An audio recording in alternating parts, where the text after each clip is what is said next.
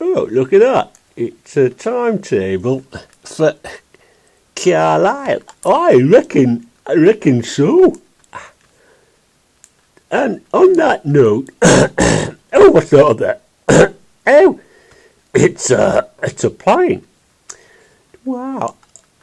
Are you sure it's a plane, not a bird?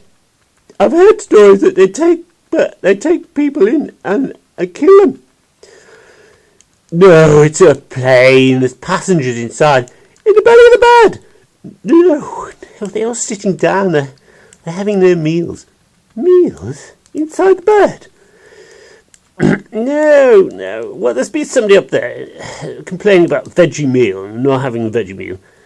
Really? Up there? Yes, and there'll be somebody in the toilet crapping their life down the pan. Oh, so it's frightening. It's frightening. Yeah, kind of. It can all explode in an instant fireball. But I believe the coffee at that altitude is really quite nice, due to the numbed taste buds and the low cabin pressure. But so it's not a bird. No, don't be silly. Okay, I think I'll go to Carlisle.